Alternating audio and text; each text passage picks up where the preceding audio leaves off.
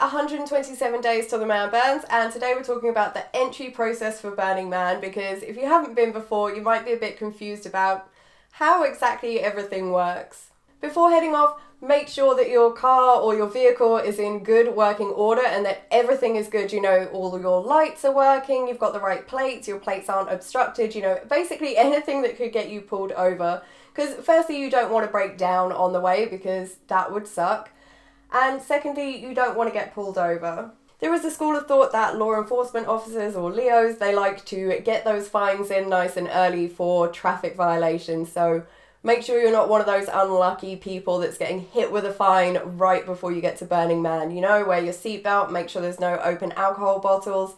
If you're from abroad and you're not familiar with the rules, familiarize yourself a bit before you go. When you're packing everything into your vehicle as well, make sure it's very easy for it to be searched. Try not to just have it as a crazy mess, because if you do get pulled over by a Leo and they want to search your car, you want it to be a quick process and for it to be easy for them.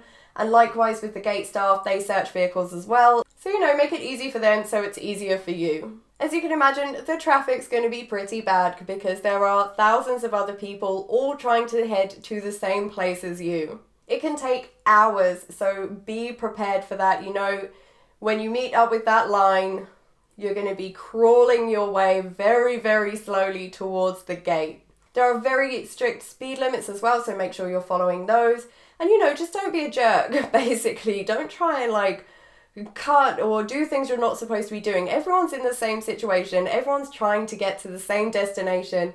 So if everyone's just patient, it's going to be a much more enjoyable long wait instead of a stressful one. You know, and if the line's super slow, unwind your window, chat to the person in the car next to you, you know, turn up your music, have a little dance party, entertain yourself. You're going to be there for a while. Before you actually make it onto Gate Road, you are going to be driving through small communities. So be respectful of that. You know, don't be throwing things out your window. Don't be driving really fast, ignoring the speed limits, because those people live there, it's their homes, and they're used to it being a very, very quiet area except for this 1 week a year. So be respectful, don't be a pain. Don't make Burning Man an annoyance for these communities, because, you know. Once you're on Gate Road, you need to stay in your vehicle, so no more dance parties outside of it. You want to stay with your vehicle. Like anyone that is in that vehicle, stay inside, hands and feet, arms and legs inside the vehicle at all times, guys.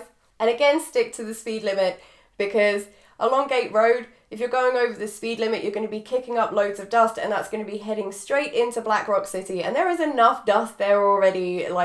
You don't need more coming from all of the cars coming in.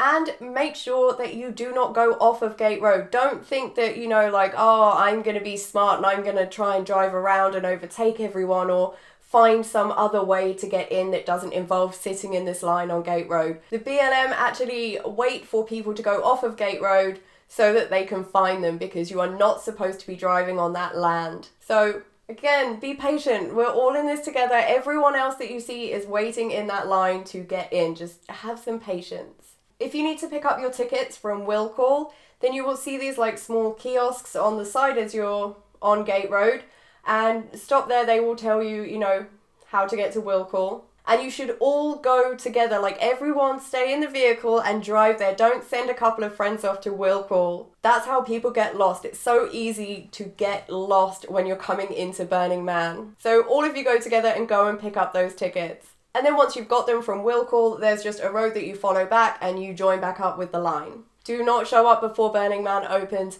There is a special little place called D-Lot, and that is where they are going to put you. And you might think okay, that's cool, so I'll go into D-Lot, and then as soon as it's open, they're going to let me in. That's not what happens. A lot of people see D-Lot as punishment for showing up early, and you could just end up waiting for hours and hours in D-Lot to be allowed into Burning Man. So if you do end up turning up early for whatever reason, prepare yourself. You are going to be hanging out in D-Lot, you know, maybe make some coffee, get to know all of the other people that are hanging out in D-Lot, because you are going to be there for a while. There are no prizes for the early bird at Burning Man when it comes to entry.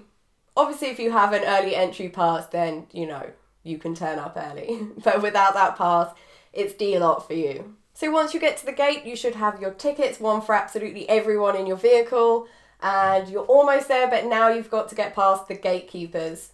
And generally it's simple enough. They'll probably want to have a little nosy around your vehicle to make sure you don't have a stowaway, someone that doesn't have a ticket, and maybe to check you don't have any banned items like confetti or feather boas that are just going to moop everywhere. So again, this is why it's good to have your vehicle packed in a way where it's very easy to search it. So you're not stuck at the entry gate for ages while they're trying to root through this mess of things, because that's just holding everyone up. Everyone else in line is like, ah. And feel free to help them as well. You know, if they need to like pull things out of your vehicle to look at them or look behind them, give them a hand. It's going to make their job easier. It's going to make it all go a bit quicker. And remember, if the gate staff are searching your stuff, it is just so that they can make sure that you're self-reliant, you can survive the week. You've bought food, you've bought water, you're not taking in anything that you shouldn't or that's dangerous. You know, they're not there to like try and arrest you. It's nothing like shady or bad, you know, don't be like mean or aggressive to these people. They're doing their job and they're not trying to do anything bad to you. They're just trying to make sure that everyone can have a good time and that you're not going to die because you forgot to bring water. And be prepared, because if you do have something, you know, if you've brought a dog with you, dogs are not allowed. If you don't have enough water, then the gate staff, they're not going to let you in. They're going to make you go and deal with that before they're going to let you in.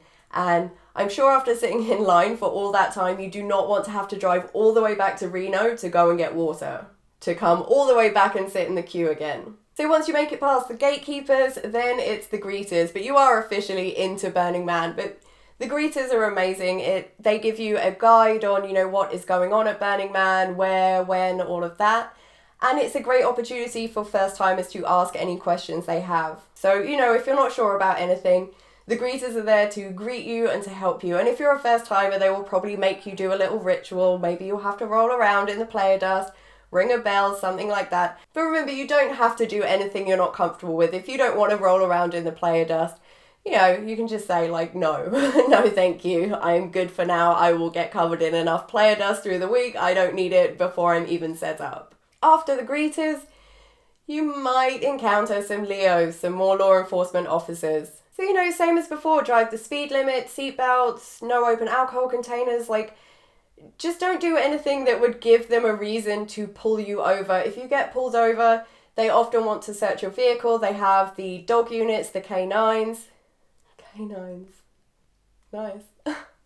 Basically, don't give them a reason to pull you over. If you're not doing anything wrong, there's no reason for them to stop you. Sometimes they will randomly stop you just to talk to you for a couple of minutes, just because, you know, they're on the lookout for people that are drunk driving and things like that. So they're just kind of checking, you know, is this person drunk? If they do stop you for a reason, they'll often want to search your vehicle. And I'm not up on the laws of exactly what constitutes probable cause for performing a search. So it might be possible to decline the search, you know, if they stop you because you weren't wearing your seatbelt or you went over the speed limit. I don't really see how that constitutes probable cause for a full vehicle search. But like I say, you know, I don't know much about all the laws in America. So that's it, you're in, and now it's just time to find your perfect camping spot. And I will try and do another video where I talk about camping and choosing your spot and how that all works as well. But for anyone watching this that thinks that there's like assigned camping, that's not a thing. You go and you find your own camp spot. No one's going to be like, you're in this area over here, head directly there. It's just like a free-for-all. So I hope this was helpful, guys. If any of you have any questions, tips, suggestions, things like that, then let me know in the comments section. And as always, if you see me at Burning Man this year, feel free to come and say hi. Bye, guys.